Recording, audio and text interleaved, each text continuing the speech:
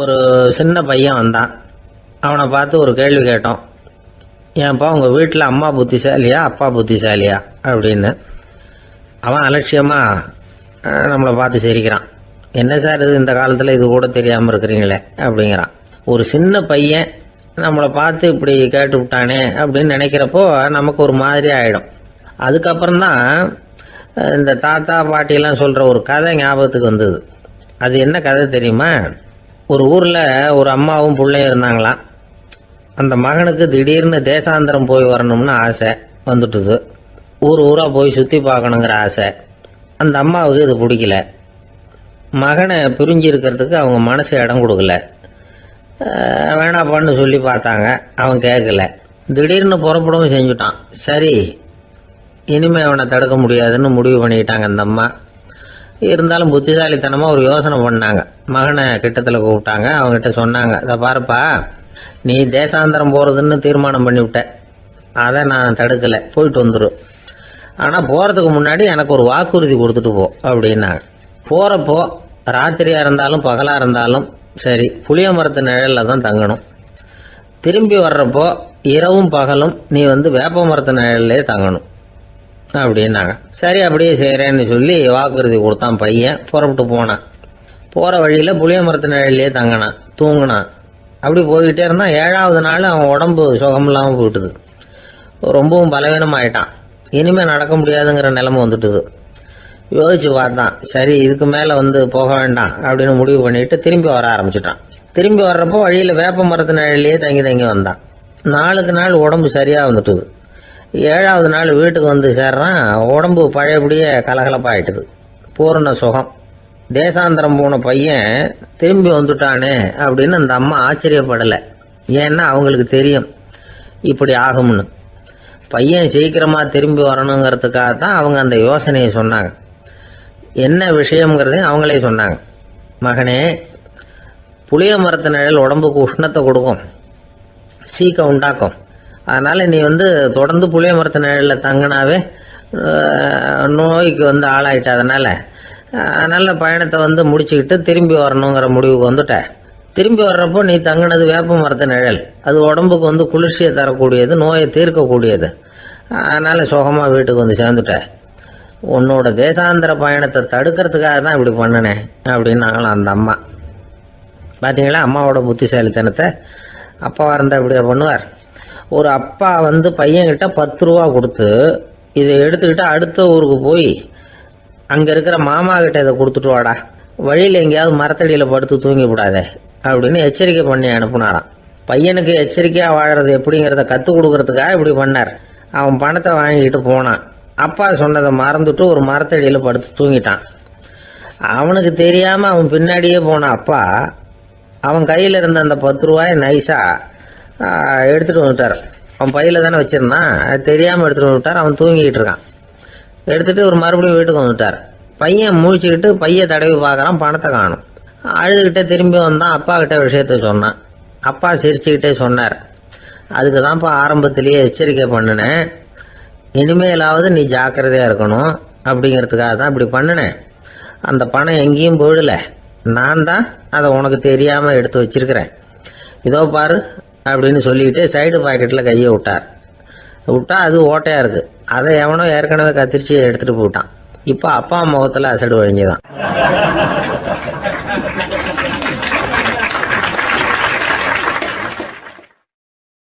ஒரு அரசனும் அமைச்சரும் ஒரு நாள் ரொம்ப சாவகாசமாக பேசிக்கிட்டு இருந்தாங்களாம். அரசன் அமைச்சரை பார்த்து ஒரு கேள்வி கேட்டிருக்கார். ஏங்க அமைச்சரே, ஆசை இல்லாத ஒரு மனுஷனால் இருக்க முடியுமா அப்படின்னு. ஏன் முடியாது, துறவி அப்படிங்கிறவங்கெல்லாம் அப்படிப்பட்டவங்க தானே அப்படின்னாராம் அமைச்சர். அவங்கெல்லாம் உண்மையிலேயே ஆசையை விட்டவங்க தானே அப்படின்னு கேட்டாரா ராஜா. அப்படி தான் இருக்கணும் அப்படின்னாராம் அமைச்சர். அப்படின்னா ஆசையே இல்லாத ஒரு உண்மையான துறவியை நான் பார்க்கணுமேன்னார். அது என்ன பிரமாதம், அதுக்கு நான் ஏற்பாடு பண்ணுறேன் அப்படின்னு விட்டார் இவர். சொல்லிவிட்டு உடனே புறப்பட்டு போனார். அங்கே தேடினார். அப்புறம் தான் அவருக்கு புரிஞ்சுது உண்மை துறவியை கண்டுபிடிக்கிறது எவ்வளவு கஷ்டமான காரியம்னு. இருந்தாலும் ராஜா கிட்ட சொல்லியாச்சே உண்மை துறவியை காட்டுறேன்னு. இப்போ என்ன பண்ணுறது? ராஜா கிட்ட சொன்னபடி நடக்கலைன்னா அவருக்கு கோபம் வந்துடும். அமைச்சர் ஒரு யோசனை பண்ணார். அவருக்கு ஒரு வழி தெரிஞ்சுது. அதுதான் சரின்னு முடிவு பண்ணார். அதாவது அந்த ஊரில் அவருக்கு தெரிஞ்ச நாடக நடிகர் ஒருத்தர் இருக்கிறார், நல்லா நடிப்பார். அவரை போய் பார்த்தார். இதை பாருப்பா, எனக்காக நீ ஒரு காரியம் செய்யணும்னார். என்னன்னு கேட்டார் அவர். நீ ஒரு துறவி மாதிரி கொஞ்ச நேரத்துக்கு நடிக்கணும். ராஜா வந்து உன்னை பார்த்துட்டு போகிற வரைக்கும் நடி, அது போதும். அதுக்காக உனக்கு 10,000 ரூபா தரேன் அப்படின்னார். அவர் எந்த காலத்தில் இவ்வளவு பணத்தை மொத்தமாக பார்த்துருக்கார். அதனால் உடனே சரின்னு ஒத்துக்கிட்டார். அமைச்சர் வந்து அரண்மனைக்கு திரும்பி வந்தார். என்ன அமைச்சரே, இன்னுமா ஒரு உண்மையான துறவி கிடைக்கலன்னார். உண்மையான துறவி ஒருத்தரை இப்போ தான் கொஞ்ச நேரத்துக்கு முன்னாடி பார்த்து பேசிவிட்டு வர்றேன். அவர் நம்ம ஊருக்கு வெளியில் குளத்தங்கரையில் உள்ள ஒரு ஆலமரத்துக்கு அடியில் உட்காந்துருக்கிறார் அப்படின்னார் இவர். அப்படின்னா உடனே புறப்படுங்க அப்படின்னார் ராஜா. பரிவாரங்களோடு புறப்பட்டார். அங்கே அந்த மரத்தடியில் அந்த ஆள் வேஷம் போட்டுக்கிட்டு துறவி மாதிரி உட்காந்துருக்கிறான். ராஜா நேராக போனார். அந்த துறவி காலில் கொத்துன்னு விழுந்து வணங்கினார். உடனே ராணி அவர் காலில் விழுந்தாங்க. அடுத்தபடியாக அமைச்சர் விழுந்தார். அவருக்கு தெரியும் இது நம்ம ஆள் தான்னு. இருந்தாலும் என்ன பண்ணுறது, நேரம். அப்புறம் பரிவாரங்கள்லாம் துறவி காலில் விழுந்து ஆசீர்வாதம் வாங்கிட்டாங்க. ராஜா அப்புறமா தங்கத்தட்டில் பொண்ணையும் பொருளையும் வச்சு அந்த துறவிகிட்ட ரொம்ப பணிவாக நீட்டுறார். தாங்கள் தயவு பண்ணி இதை ஏற்றுக்கணும் அப்படின்னு வேண்டிக்கிட்டார். அந்த துறவி பற்றில்லாமல் அதை பார்த்தார். எல்லாத்தையும் திறந்துட்ட எனக்கு இதெல்லாம் எதுக்காக அப்படின்னு சொல்லி அதை மறுத்துட்டாராம்.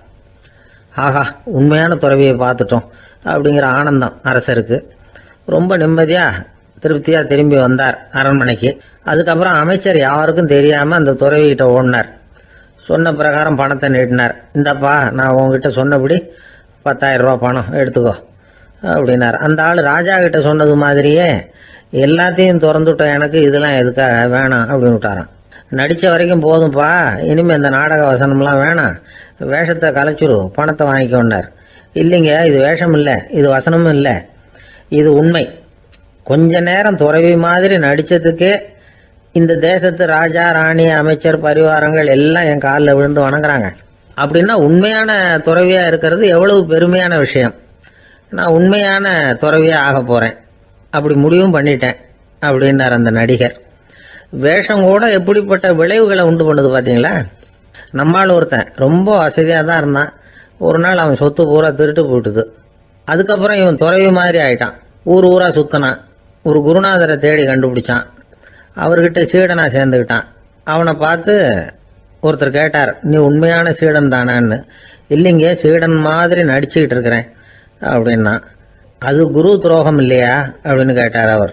இல்லைங்க, நான் பண்ணது குரு துரோகம் இல்லை, என் குரு பண்ணது தான் துரோகம். என்னுடைய பணத்தை கொள்ளையடிச்சது இவர் தான். அதை எங்கே வச்சிருக்காருன்னு கண்டுபிடிக்கிறதுக்காக தான் இவர்கிட்ட வந்து சீடனா சேர்ந்துருக்கிறேன் அப்படின்னானா.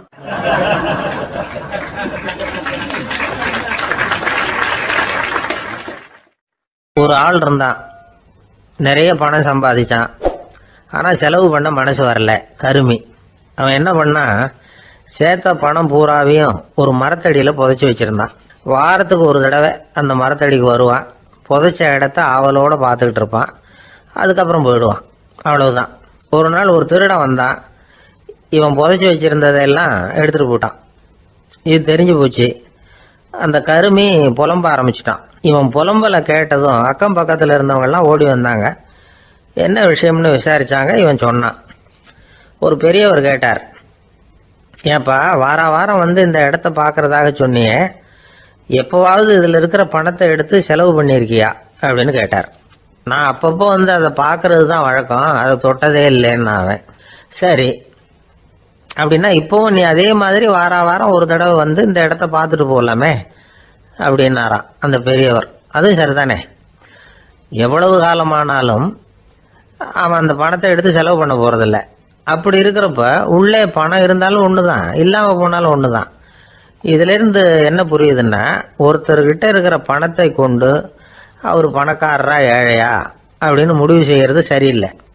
அந்த செல்வத்தை அனுபவிக்கிற திறன், பயன்படுத்துகிற திறன், அதை வச்சு தான் அவர் ஏழையா பணக்காரரா அப்படிங்கிறத நிர்ணயம் பண்ணணும். அதுதான் சரி. செலவு பண்ண தெரியாதவன் சேகரம் பண்ணிகிட்டே இருக்கிறதுனால என்ன பிரயோஜனம்? தலைமுடியே இல்லாதவன் தாராளமாக சீப்புகளை வாங்கி சேகரம் பண்ணுறது மாதிரி தானே இது. சில சமயம் செலவு பண்ண நாம் தயாராக இருந்தால் கூட அந்த செல்வம் நமக்கு பயன்படுறதில்ல. அரேபியாவில் ஒரு நகை வியாபாரி விலை உயர்ந்த முத்துக்களை எல்லாம் அவர் வச்சு வியாபாரம் பண்ணிக்கிட்டு இருந்தார். அவர் ஒரு சமயம் ஒரு பாலைவனம் வழியாக போயிட்டு இருக்கிறார் ஒட்டகத்தில். அப்போ திடீர்னு கடுமையான புயல் வீச ஆரம்பிச்சுட்டுது. திசை தவறி இவர் எங்கேயோ வந்துட்டார். கூட வந்தவங்களையும் காணலை, எங்கே போனாங்களும் தெரியல. இவர் ரொம்ப பயந்து போய் அங்கேயும் எங்கேயுமா அலைஞ்சு திரியிறார். வழியே தெரியல. பசி கடுமையாயிட்டுது. ஒட்டகத்து முதுகில் ஒரு மூட்டை இருந்தது. அதை பிரித்து பார்த்தார். உள்ளே ஏதாவது இருக்கான்னு தேடி பார்க்குறார். அது வரைக்கும் கண்ணில் தட்டுப்படாத அபூர்வமான ஒரு பை கண்ணில் பட்டுது. ஆஹா, அதில் ஏதாவது சாப்பிட்றதுக்கு இருக்கும் அப்படின்னு நினச்சி ஆவலாக அதை பிரித்து பார்க்குறார். அந்த பையில் விலை உயர்ந்த முத்துக்கள் நிறைய இருந்துதான். அப்போ தான் அவர் நினச்சாராம், விலை உயர்ந்த முத்துக்கள் கூட சாப்பிட்றதுக்கு உணவாக முடியாது அப்படிங்கிறத புரிஞ்சுக்கிட்டாராம். எந்த நேரத்தில் எது நமக்கு தேவையோ அது நமக்கு தாராளமாக கிடைக்கணும். அப்படி அது கிடைக்கிறதுக்கு நம்மக்கிட்ட இருக்கிற செல்வம் பயன்படணும். அது நமக்கும் பயன்படலாம், நம்ம மூலமாக அடுத்தவங்களுக்கும் பயன்படலாம். அதுதான் செல்வத்தின் பயன். ஒரு மரத்தடியில் ஒருத்தன் உட்காந்து அழுதுகிட்டு இருந்தான். அந்த பக்கமாக வந்த இன்னொருத்தன் ஏப்பா அழுதுகிட்டு இருக்கிறேன்னு கேட்டான். இந்த இடத்துல தான் பூமிக்கு அடியில் பணம் இருக்குது, புதைச்ச இடம் தெரியல, அதான் அழறேன் அப்படின்னா. நல்லா ஞாபகப்படுத்தி பாரு, எந்த இடத்துல புதைச்ச அப்படின்னு கேட்டான் இவன். அது எப்படி எனக்கு தெரியும், புதைச்சி வச்சிருக்கிறவன் நான் இல்லையே, எங்க எழுத்த வீட்டுக்காரன் அப்படின்னானா இவன்.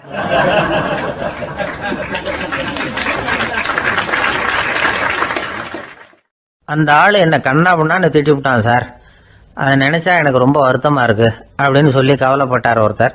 இதுல கவலைப்படுறதுக்கு என்ன இருக்குது அப்படின்னாரு ஒரு பெரியவர். அவர் ஒரு மகான்.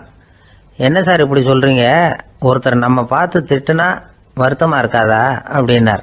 அது எப்படி வருத்தமா இருக்கும், திட்டுறதுங்கிறது என்ன, அது வெறும் சத்தம் தானே அப்படின்னார் அந்த பெரியவர். நம்ம ஆளுக்கு தலையை பிச்சுக்கலாம் போல இருந்தது. இருக்காது அப்படின்னா நமக்கு அப்படித்தானே தோணுது. அந்த பெரியவர் சொல்றது ரொம்ப பெரிய விஷயம். அதை நாம் புரிஞ்சிக்க முயற்சி பண்ணலாம்னா நடைமுறை வாழ்க்கைக்கு அது ஒத்து வர்றது மாதிரி தெரிய மாட்டேங்குது. இருந்தாலும் அந்த பெரியவர் அதுக்கு என்னதான் விளக்கம் கொடுக்குறாருன்னு பார்ப்போமே. ஒரு ரயில் போயிட்டு இருக்கு, அதில் ஒரு சாது போயிட்டு இருக்கார். அந்த ரயில் அவர் ஹரித்வாரம் போயிட்டு இருக்கார். அவர் ரயிலில் ஏகப்பட்ட கூட்டம். நம்ம ஊர் ரயில் கேட்க வேணும், டிக்கெட் வாங்கிட்டு கொஞ்சம் பேர், வாங்காத கொஞ்சம் பேர். அது என்னத்துக்கு அனாவசியமாக டிக்கெட் அப்படிங்கிற நினைப்பில் பாதி பேர். இந்த கூட்டத்துக்கு மத்தியில் அந்த சாதுவும் போயிட்டு இருக்கிறார். உட்கார்றதுக்காக இருந்த இடத்துல ஒரு ஆள் படுத்திருக்கிறான். கொஞ்சம் முரட்டு ஆசாமி. அவன் காலு பக்கத்தில் கொஞ்சோண்டு இடம் பாக்கி இருந்தது. அந்த இடத்துல இந்த சாது உட்காந்துருந்தார். மெதுவாக உட்காந்துக்கிட்டார் போய். ஆனால் அந்த ஆள் ராத்திரி பூரா இவரை காலால் உதச்சிக்கிட்டே இருக்கிறான். அது இவருக்கு ரொம்ப அவமானமாக பட்டுது. அதனால துக்கம் ஏற்பட்டது. இருந்தாலும் அதை ஒரு மாதிரியாக சகிச்சுக்கிட்டே இவர் வந்து சேர்ந்தார். பொழுது விடிஞ்சது. அந்த சாது ஹரித்வார் வந்து சேர்ந்தார். அங்கே ஒரு பெரிய ஞானியை சந்திச்சார். ராத்திரி ரயிலில் அந்த ஆள் உதைச்சதையும் அதனால தனக்கு ஏற்பட்ட துக்கத்தையும் இந்த சாது அந்த ஞானிகிட்ட சொன்னார். சொல்லிவிட்டு, ஏன் சுவாமி, எனக்கு துக்கம் ஏற்பட்டதே அது தப்பா அப்படின்னு கேட்டார். தவறுதான் அந்த ஞானி. உனக்கு இன்னமும் தேக அபிமானம் போகலைங்கிறது தான் அது காட்டுது. அஷ்டாவக்கிரர் என்ன சொல்றார் தெரியுமா, உண்மையான ஞானி யாராவது தன்னை வந்தனை செய்தால் அதற்காக சந்தோஷப்பட மாட்டார், யாராவது நிந்தனை செய்தால் அதற்காக வருத்தப்பட மாட்டார் அப்படின்னு சொல்றார். நிந்தனைங்கிறது ஒரு ஒலி தான். தேகாபிமானம் இருக்கிற வரைக்கும் இந்த ஒலி நம்மளை வேதனைப்படுத்தும். நான் தேகம் இல்லை, ஆத்மா அப்படிங்கிற நினைவு இருந்தா இந்த ஒலி நம்மளை பாதிக்காது. மனு என்ன சொல்றார் தெரியுமா, ஒரு சாதகன் பாராட்டுதலை விஷம்னு நினைச்சு பயப்படணும், அவமானத்தை அமிர்தம்னு நினைச்சு சந்தோஷப்படணுங்கிறார். அவமானப்பட்டா கவலைப்படாமல் எப்படி இருக்க முடியும் அப்படின்னு தான் நமக்கு தோணும். அதனால தான் நம்மள யாரும் இதுக்கு உதாரணமாக யாரையும் காட்ட முடியல. புத்தரையும் கபீரையும் உதாரணமாக காட்டுறாங்க. அவங்களுக்கெல்லாம் அவமானம் ஏற்பட்டப்போ கவலையே படலையாம். புத்தரை அவமானப்படுத்தணுங்கிறதுக்காக கௌசாம்பி ராணி ஒரு இளம் பெண்ணை கொலை பண்ணி சடலத்தை புத்தர் குடிசைக்கு முன்னாடி போட சொன்னார். போட்டாங்க. புத்தர் தான் அந்த பொண்ணை கெடுத்து கொலை பண்ணி விட்டாருன்னு எல்லாரும் நினைச்சாங்க. ஆனா புத்தர் இதை பத்தி கவலையே படல. அப்புறமா உண்மை தெரிஞ்சதும் புத்தர் புகழ் இன்னும் அதிகமாயிட்டது. ஒரு பெரிய சபையில ஒரு மோசமான பொண்ணு நுழைஞ்சி தனக்கும் கபீருக்கும் சம்பந்தம் உண்டுன்னு சொன்னா கபீர் கவலைப்படல. அவங்க மாதிரியெல்லாம் நாமளும் இருக்க கத்துக்கணும். நிந்தனை, அபகீர்த்தி, அவமானம் எல்லாம் ஆண்டவன் கொடுக்கிற பிரசாதம்னு நினைக்கணும் அப்படின்னு சொல்றார் அந்த ஞானி. இதை கேட்ட இந்த காலத்து ஆசாமி ஒருத்தர், நான் கூட அப்படிதான் சார், யாராவது அவமானப்படுத்தினா கவலைப்பட மாட்டேன். நேற்று கூட ஒருத்தர் என்ன பலார்னு அரைஞ்சுட்டார். நான் கொஞ்சம் கூட கவலைப்படலை, பேசாமல் வந்துட்டேன்னார். ஏன் அப்படி வந்துட்டீங்க அப்படின்னு. அவர் அரைஞ்சதுலேயும் ஒரு அர்த்தம் இருந்தது, அதனால தான் அப்படி வந்துட்டேன்னார். ஏன் அரைஞ்சாருன்னு கேட்டேன். 10 வருஷத்துக்கு முன்னாடி 15 ரூபா அவர்கிட்ட கடன் வாங்கினேன். அதை கேட்டு கேட்டு பார்த்துட்டு கடைசியாக தான் அரைஞ்சார் அப்படின்னார். ஆண்டவனுடைய பிரசாதம் இவருக்கு அடிக்கடி கிடைக்கும் போல இருக்கு.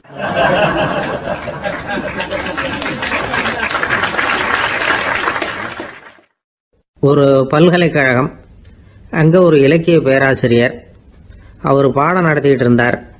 ராபர்ட் ப்ரௌனிங் எழுதிய கவிதைகளை பற்றி சொல்லிகிட்டு இருக்கிறார். மாணவர்களும் ரொம்ப அக்கறையாக அதை கேட்டுக்கிட்டு இருக்கிறாங்க. ஒரு குறிப்பிட்ட கவிதையை பற்றி சொல்லும் பொழுது அந்த பேராசிரியருக்கே ஒரு சந்தேகம். அதாவது அந்த கவிதையின் சரியான அர்த்தம் என்னங்கிறதுல சந்தேகம். பேராசிரியர் யோசனை பண்ணார். அந்த கவிதையை முழுசாக புரிஞ்சுக்க முடியல. அதனால் மாணவர்களை பார்த்து சொன்னார், மாணவர்களே, ஒரு நாள் பொறுத்துங்க. இந்த கவிதையை எழுதின கவிஞர் எங்கள் வீட்டுக்கு பக்கத்தில் தான் இருக்கிறார். இன்னைக்கு சாயந்தரம் நான் அவரை நேரிலேயே போய் பார்க்குறேன். பார்த்து இதுக்கு என்னங்க அர்த்தம்னு கேட்டுட்டு வந்துடுறேன். அதுக்கப்புறம் உங்ககிட்ட சொல்கிறேன் அப்படின்னாரா. அன்னைக்கு சாயந்தரமே அந்த பேராசிரியர் கவிஞரை தேடிக்கிட்டு போயிட்டார். கவிஞர் அவங்க வீட்டில் அவர் பாட்டு உட்காந்துருந்தாரா. இவர் போய் அவர் முன்னாடி உட்காந்தார். அப்புறம் கேட்டார், ஐயா, அந்த கவிதையின் முழு பொருள் என்னன்னு தெரிஞ்சுட்டு போகிறதுக்காக வந்திருக்கிறேன் அப்படின்னாராம். எந்த கவிதை அப்படின்னாராம் அவர். இவர் அந்த கவிதையை சொல்லியிருக்கார். கவிஞர் கொஞ்சம் யோசனை பண்ணிவிட்டு அப்புறம் சொன்னாராம், பேராசிரியரே, நீங்கள் கொஞ்சம் தாமதமாக வந்துட்டீங்கன்னாராம். இவருக்கு ஒன்றும் புரியல. நீங்கள் என்ன சொல்கிறீங்க? நான் தாமதமாக வந்துட்டேன்னா? நீங்கள் தான் உயிரோடு இருக்கிறீங்களே, அப்படி இருக்கும்பொழுது நான் தாமதமாக வந்துட்டேன்னா அது எப்படி அப்படின்னு இவர் குழம்பி இருக்கிறார். இப்போ கவிஞர் சொன்னாராம், ஐயா, நான் உயிரோடு இருக்கிறேன்னா இல்லையாங்கிறது முக்கியம் இல்லை. நான் அந்த கவிதை வரிகளை எழுதினப்போ 2 பேருக்கு அதோட அர்த்தம் தெரிஞ்சிருந்தது. இப்போ ஒரே ஒருத்தருக்கு தான் அதோட அர்த்தம் தெரியும் அப்படின்னாராம். பேராசிரியர் யோசனை பண்ணியிருக்கார். அப்படின்னா அந்த ஒருத்தர் கவிஞர் ராபர்ட் ப்ரௌனிங்கை தவிர வேற யாரா இருக்க முடியும்? இவர் தான் அப்படிங்கிறத அவர் மனசில் நினச்சிக்கிட்டார். அதனால சொன்னார், ஐயா, நான் தாமதமாக வரல, அந்த கவிதையின் பொருள் என்ன அது சொல்லுங்கன்னார். பேராசிரியரே, நான் சொல்றது உங்களுக்கு புரியலன்னு நினைக்கிறேன். நான் இந்த வரிகளை எழுதினப்போ 2 பேருக்கு அதோட அர்த்தம் தெரிஞ்சிருந்தது. அந்த 2 பேர் யாருன்னா, ஒருத்தர் ராபர்ட் ப்ரௌனிங், அதாவது நான், இன்னொருத்தர் கடவுள். இப்போ அது கடவுளுக்கு மட்டும்தான் தெரியும். நானே இதை பற்றி பல தடவை யோசனை பண்ணி பார்த்தேன். இது ரொம்ப அழகானது, ஆனாலும் ரொம்ப வழுக்கலானது. அதை பிடிச்சிட்டோம்னு நினச்சிக்கிட்டு இருக்கும் பொழுதே காற்று மாதிரி அது உங்ககிட்ட இருந்து ஓடி போயிடுது. எனக்கு ரொம்பவும் வருத்தமாக தான் இருக்குது. நிச்சயமாக நான் தான் இந்த வரிகளை எழுதியிருக்கிறேன். அதில் அர்த்தம் இருக்குங்கிறது எனக்கு தெரியும். அதை நான் உணர்றேன். ஆனால் நீங்கள் என்னை மன்னிக்கணும். எனக்கே கூட அதை என்னால் விளக்க முடியல. அப்படி இருக்கும் பொழுது உங்களுக்கு எப்படி அதை நான் விளக்க முடியும் அப்படின்னாரா அந்த கவிஞர். அனுபவிக்கப்படக்கூடிய எல்லாமே விளக்கப்படக்கூடிய ஒன்றல்ல, விளக்கப்படும் எல்லாமே அனுபவிக்கப்படக்கூடிய ஒன்றல்ல அப்படிங்கிறது ஞானிகளுடைய கருத்து. அதுக்காக தான் அந்த சம்பவம். வாழ்க்கையில் நீங்கள் தொடர்ந்து ஆய்வு செய்து கொண்டே இருக்கக்கூடிய விளக்கங்களை ஒருபோதும் அடைய முடியாத பரிமாணங்கள் இருக்கிறதுனால தான் அது அலுப்பு தட்டாமல் இருக்குது. உங்களால் நிறைய அனுபவிக்க முடியும். இருந்தாலும் நீங்கள் அனுபவித்து அறிந்த விஷயங்கள் கூட வார்த்தைகளால் விளக்கப்பட முடிவதில்லை அப்படிங்கிறது பெரியோர் சிந்தனை. இதெல்லாம் ஒரு பக்கம் இருக்கட்டும். நமக்கு தெரிஞ்ச பேராசிரியர் ஒருத்தர் 1 மணி நேரம் ரொம்ப விவரமாக வகுப்பு எடுத்தார். கடைசியாக சொன்னார், மாணவர்களே, ரொம்பவும் எளிமையாக விளக்கமாக எல்லா விவரமும் சொல்லியிருக்கிறேன். அதனால் இதில் உங்களுக்கு சந்தேகம் வர்றதுக்கு வாய்ப்பே இல்லை. இருந்தாலும் கேட்க வேண்டிய கடமை கேட்குறேன். இது வரைக்கும் நடத்தினதில் யாருக்காவது ஏதாவது சந்தேகம் உண்டா அப்படின்னு கேட்டாராம். எனக்கு ஒரே ஒரு சந்தேகம் தான் சார் அப்படின்னு எழுந்திரிச்சு நிற்கிறான் ஒருத்தன். என்னன்னு கேட்டாராம். இது வரைக்கும் நீங்கள் என்ன பாடம் சார் நடத்துனீங்க அப்படின்னானா அவன்.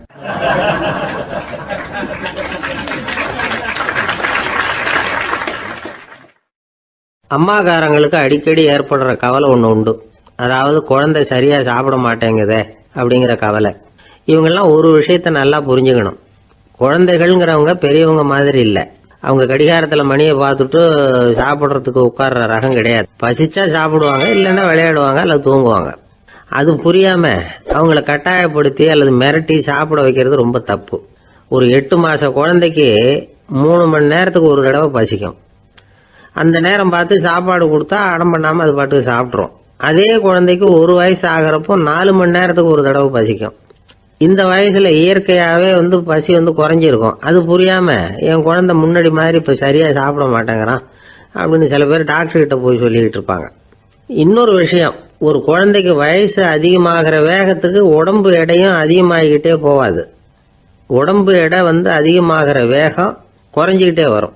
6 மாச குழந்தைக்கு ஒரு வாரத்துல 150 கிராம் எடை கூடும். ஒரு வயசுல வாரத்துக்கு 71 கிராம் எடை கூடும். இது புரியாம அதிகமா சாப்பாட்டை கொடுத்து குழந்தைய கஷ்டப்படுத்தக்கூடாது. ஏன்னா அளவுக்கு மீறின உணவு அஜீரணத்தை உண்டு பண்ணிவிடும். குழந்தைக்கு ஒரு தட்டில் கொஞ்சமா ஆகாரத்தை வச்சு கொண்டுட்டு போய் கொடுக்கணும். மலை மாதிரி குவிச்சு வச்சா அதை பார்த்ததுமே பசி அடங்கி போயிடும். அடிச்சு மிரட்டி பயமுறுத்தி குழந்தைய சாப்பிட வைக்கிற பழக்கம் இருக்கு பாருங்க, அதுக்கு ஃபுட் ஃபோர்ஸிங் அப்படின்னு பேரு. இப்படி பண்ணுனா குழந்தைக்கு சாப்பாட்டுல விருப்பம் குறைஞ்சிரும், அதை கண்டாவே வெறுக்க ஆரம்பிச்சிரும். அது மாதிரி உளம் சார்ந்த பசி குறைவு, சைக்கோஜெனிக் அனோரெக்சியா, அது ஏற்படுமா. சாப்பாடுங்கிறதே ஒரு தண்டனை மாதிரி தோணும். குழந்தைகளுக்கு பிடிச்ச மாதிரியான ஆகாரத்தை கொடுக்கணும். சத்து அதிகம் இருக்குங்கிறதுக்காக அதுக்கு பிடிக்காத ஆகாரத்தை கொடுத்து கட்டாயப்படுத்தக்கூடாது. குழந்தைகளுக்கு 2 வயசு ஆகிறப்போ இயற்கையாகவே எதிர்மறை குணம் உண்டாகும். அதாவது அந்த எதிர்மறையா பேசுறது, இது மாதிரி சமயங்கள்ல நாம என்ன சொல்றோமோ அதுக்கு நேர்மாறா நடந்துக்கும். ஏட்டிக்கு போட்டி, சாப்பிட சொன்னா விளையாட போவோம், விளையாட சொன்னா சாப்பாடு கேட்கும். இதை புரிஞ்சுக்கிட்டு நடந்துக்கணும். குழந்தை சொன்ன பேச்சை கேட்கலேன்னு கோவப்படக்கூடாது. குழந்தை வளர வளர பிடிவாத குணம் வர்றது சகஜம். கேட்டதை வாங்கி கொடுத்தாதான் சாப்பிடுவேன் அப்படின்னு பிடிவாதம் பண்ணும். வாங்கி கொடுத்து விடுறது தான் உத்தமம். நீங்களும் அதுகிட்ட பிடிவாதம் பண்ணிட்டு இருக்கக்கூடாது. ஏன்னா கேட்டது கிடைக்கலையேங்கிற ஏமாற்றம் கூட குழந்தையோட பசியை குறைச்சிரும். கேட்டது கிடைச்சுட்டா பசி அதிகமாகும், கொடுத்ததை மளமளன்னு சாப்பிட்றோம். குழந்தைகளுக்கு கண்ட கண்ட நேரத்தில் சாப்பிட்றதுக்கு எதையாவது வாங்கி கொடுத்துக்கிட்டு இருந்தா சாப்பாட்டு நேரத்தில் சாப்பிடாம அடம் பண்ண ஆரம்பிச்சிடும். பள்ளிக்கூடம் போகிற பிள்ளைங்க காலை உணவை சரியாக சாப்பிட மாட்டாங்க. அச்சம், அவசரம், பரபரப்பு இதெல்லாம் தான் காரணம். பள்ளிக்கு புறப்படுறதுக்கு ஒரு 3/4 மணி நேரத்துக்கு முன்னாடியே சாப்பாடு போட்டுருங்க, அது சரியாக போடும். படிக்கிற குழந்தைகள் உடல் சோர்வு, மனச்சோர்வு இது காரணமாக கூட சாப்பிட மறுக்கிறது உண்டு. இப்போ உதாரணமாக சாயந்தரம் விளையாடி விட்டு வீட்டுக்கு வந்ததும் சாப்பிட சொன்னால் வேணாம்பாங்க. இது உடல் சோர்வு. ரொம்ப நேரம் வீட்டு பாடங்களை செஞ்சு முடிச்ச கையோடு சாப்பிட சொன்னாலும் அவங்களால சரியாக சாப்பிட முடியாது. இது உளச்சோர்வு, அதாவது மனச்சோர்வு. இதை தவிர குழந்தைகளுக்கு உடல் நலக்குறைவு ஏற்பட்டால் கூட சாப்பிட மறுக்கிறது உண்டு. சில மருந்து மாத்திரைகள் கூட பசியை குறைச்சிரும். அதனால சரியாக தெரிஞ்சுக்கிட்டு குழந்தைகளை சாப்பிட வைக்கணும். அது புரியாமல் கையில் சாப்பாட்டு தட்டை வச்சுக்கிட்டு குழந்தைகளை விரட்டிக்கிட்டு அலையக்கூடாது. ஒரு சின்ன பையன் சொன்னான், எங்கள் அம்மா சாப்பாடு போடுறது தெரிஞ்சா நான் உடனே வீட்டை விட்டு வெளியில் ஓடி போடுவேன் அப்படின்னா. ஏன் அப்படி பண்ணுறேன்னு கேட்டோம். எங்கள் அப்பா கூட அது மாதிரி தான் சார் பண்ணுவார் அப்படிங்கிறான்.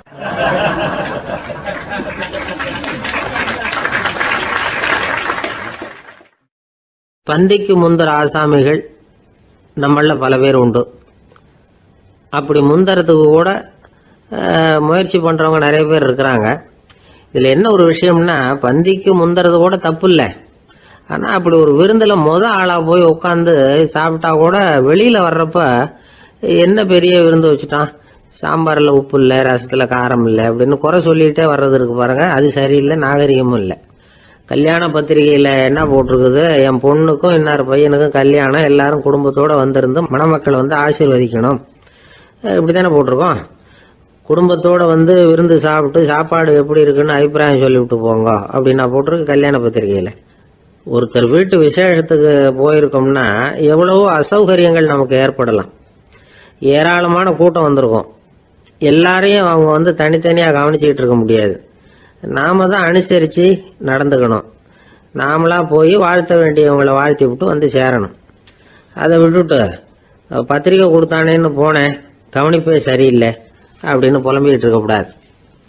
ஒரு விருந்துக்கு போனால் அங்கே எப்படி நடந்துக்கணும் அப்படிங்கிறத பற்றி கூட அனுபவசாலிகள் சில விவரங்கள்லாம் சொல்லியிருக்கிறாங்க. இந்த காலத்தில் கல்யாணம், பிறந்த நாள், அது இதுன்னு நிறைய விருந்துகள் நடக்குது. அதெல்லாம் எதுக்காக? மனித உறவுகளை வளர்த்துக்கிறதுக்காக தான், வேற எதுக்கு? ஒரு விருந்துக்கு போனால் அமைதியாக பொறுமையாக போய் உட்காரணும். அடித்து பிடிச்சிக்கிட்டு இடத்த பிடிக்க போகிறேன் அப்படின்னு நிற்கக்கூடாது. முதல் பந்தி நடந்துகிட்டு இருந்தா அது முடிஞ்சு இலை எடுத்து சுத்தம் பண்ணதுக்கு அப்புறம் போய் உட்கார்றது தான் நாகரீகம். இலை எடுக்கிறதுக்கு முன்னாடியே அங்கே போய் உட்காந்தா நல்லா இருக்காது. நீங்கள் சாப்பிட்டுட்டு உட்காந்துருக்கீங்களா, சாப்பிட்றதுக்கு உட்காந்துருக்கீங்களா, பார்க்குறவங்களுக்கு சந்தேகம் வந்துடும். அதே மாதிரி இலையில எல்லா ஐட்டமும் பரிமாறினதுக்கு அப்புறம் சாப்பிட ஆரம்பிக்கணும். ஒவ்வொரு ஐட்டமாக வைக்க வைக்க நாம் பாட்டுக்கு எடுத்து உள்ளே தள்ளிகிட்டே இருந்தோம்னா எதை வச்சோம் எதை வைக்கலன்னு பரிமாறினவரே குழம்பி போயிடுவார். ஏன்னா எப்போ பார்த்தாலும் இலை காலியாகவே இருக்கும். சாப்பிட்றப்போ உங்கள் சாப்பாட்டையே நீங்கள் கவனிக்கணும். அடுத்தவங்க இலையில என்ன இருக்குது, பக்கத்தில் இருக்கிறவர் எதை அதிகமாக சாப்பிட்றார், இதெல்லாம் நமக்கு என்னத்துக்கு? எல்லாரும் சாப்பிட்டு முடிக்கிற வரைக்கும் பொறுமையாக இருக்கிறது தான் நல்லது. நீங்கள் மட்டும் திடீர்னு பாதியில் எழுந்திரிச்சு பக்கத்தில் இருக்கிறவங்களுக்கு சங்கடமாக இருக்குமேங்கிறதெல்லாம் யோசிக்காமல் நீங்கள் பாட்டு எழுந்திரிச்சு போகக்கூடாது. பக்கத்தில் உள்ளவங்க உங்களை எழுந்திரிக்க சொன்னால் எழுந்திரிச்சு போகலாம். விருந்துகளில் சாப்பாட்டை வீணாக்கிறதே ஒரு நாகரிகமாக போட்டுது இந்த காலத்தில். சாப்பாட்டுக்கே கஷ்டப்பட்டுக்கிட்டு பல பேர் இந்த உலகத்தில் இருக்கிறப்போ சாப்பாட்டை வீணாக்கிறது எவ்வளோ பெரிய மோசங்கிறத நினச்சி பார்க்கணும். வேணுங்கிற அளவுக்கு கேட்டு வாங்கி சாப்பிட்றது தான் முறை. விருந்தில் இந்த பஃபே அப்படின்னு சொல்லி ஒரு முறை சொல்கிறாங்கல்ல, அதாவது உணவு வகைகளையெல்லாம் பொதுவாக ஒரு இடத்துல வச்சுடுறது, நமக்கு தேவையானதை நாமே எடுத்து ஒரு தட்டில் போட்டுக்கிட்டு சாப்பிட வேண்டியது. இதில் கூட சில பேர் தேவைக்கு அதிகமாக எடுத்து போட்டுக்கிட்டு வீணாக்குறாங்க. சில சமயம் கடைசியாக சாப்பிட போகிறவங்களுக்கு எல்லா ஐட்டமும் கிடைக்காம போகலாம். அதை போய் பெருசு பண்ணிகிட்டு இருக்கக்கூடாது. என்ன சார் இந்த அளவுக்கு கூடவா நாகரிகம் தெரியாமல் இருக்கிறோம், இதை போய் பெருசாக சொல்ல வந்துட்டீங்களே அப்படின்னு நினைக்கலாம்.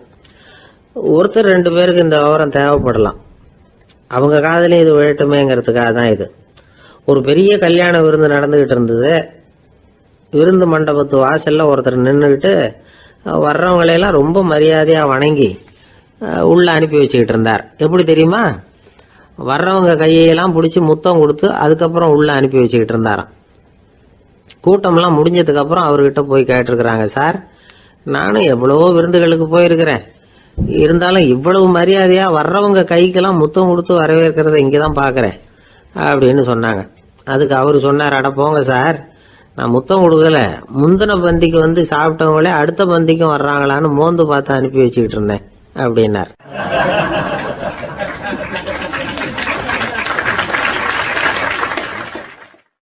ஒரு ஊரில் ஒரு ராஜா இருந்தார். பெரிய அரண்மனையில் தான் இருக்கிறார். எல்லா வசதியும் இருந்தது. இருந்தாலும் அவர் எல்லாரும் சொல்கிறது எப்படி தெரியுமா? பிச்சைக்கார ராஜா. அப்படி ஒரு பேர் அவருக்கு நிலைச்சி போச்சு.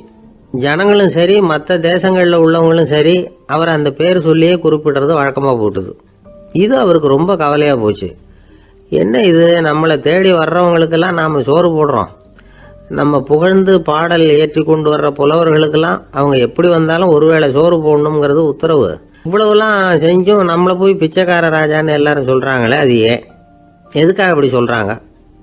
இதுதான் ராஜாவுக்கு குழப்பம். சரி, இதை பற்றி நம்ம அமைச்சர்கள்கிட்ட கேட்கலாமா அப்படின்னு யோசனை பண்ணார். இந்த விஷயத்தை போய் அவங்ககிட்ட எப்படி கேட்கறதுன்னு அவருக்கு தயக்கமாக இருந்தது. கௌரவ குறைச்சலாக தெரிஞ்சுது அவருக்கு.